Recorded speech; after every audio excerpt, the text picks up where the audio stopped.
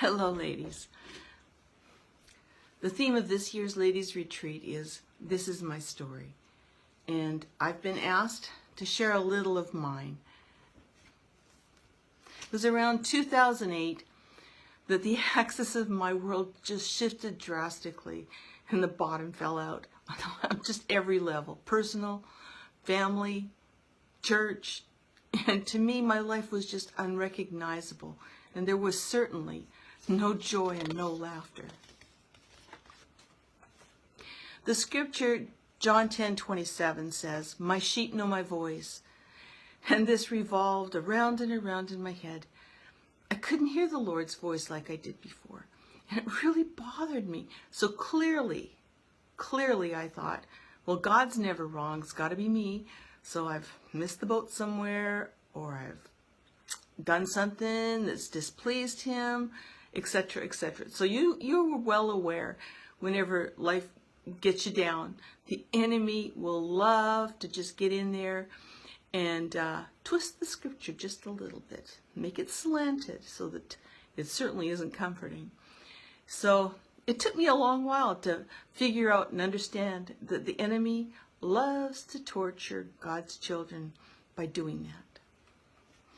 So this will set the stage for you to understand where my mind was at. It was Christmas, 2008, and my family poured in on Christmas morning for presents and brunch, and my son Adam came over to where I was sitting, and I thought he was cold because he had a hoodie and he was holding the front of it. And then, I'm just going to show you a picture, out popped this little black and white head.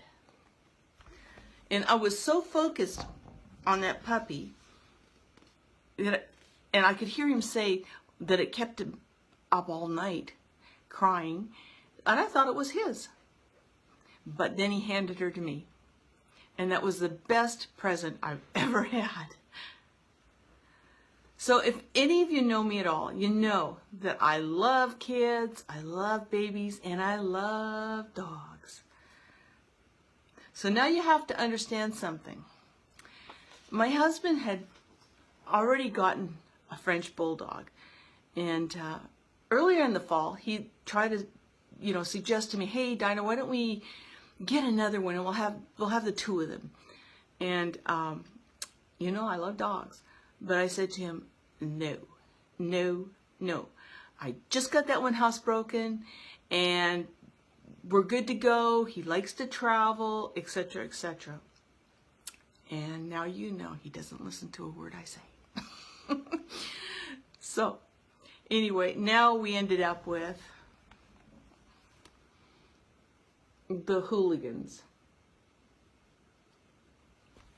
and they have been such a pleasure. Maybe yeah.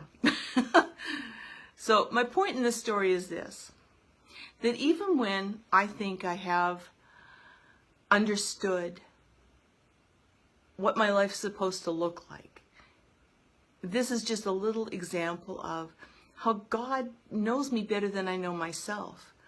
And he's well able to maneuver my mind, my thoughts, my life in ways that I can't even dream of. So the point of my story, again, is God knows me and he knows you. And so now,